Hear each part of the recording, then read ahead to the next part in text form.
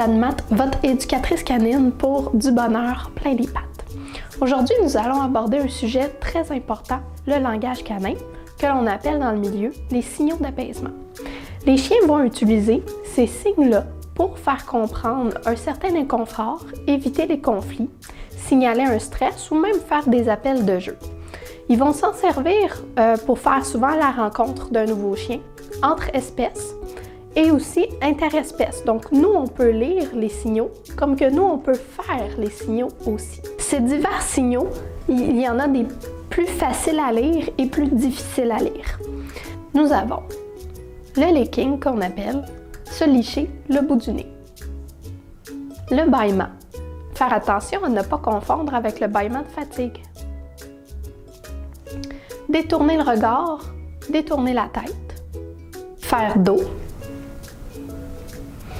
Nous avons aussi, lorsque le chien avance vers un autre congénère, on peut voir le chien avancer lentement. On peut le voir aussi avancer en arc de cercle.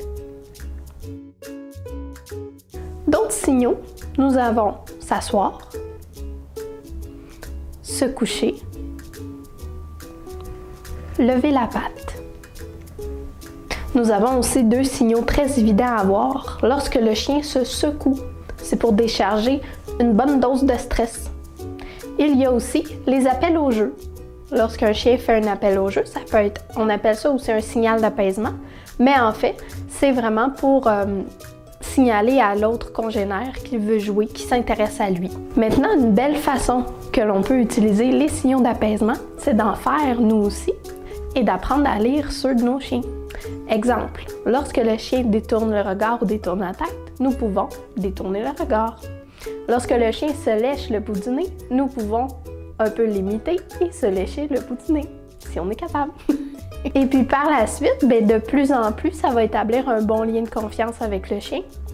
Exemple, lorsque vous flattez votre chien à un endroit, sur le dos, peu importe, et que le chien se met à se licher le bout du nez, à tourner la tête comme ça, eh bien on arrête et puis ça veut dire que le chien n'aime pas nécessairement à l'endroit où est-ce qu'on le flatte. Donc, le chien va comprendre qu'on connaît son langage. Je vais vous inviter à aimer ma page Facebook du bonheur plein les pattes, à suivre ma chaîne YouTube et puis n'oubliez pas, plus on est d'amoureux d'animaux, plus on s'amuse.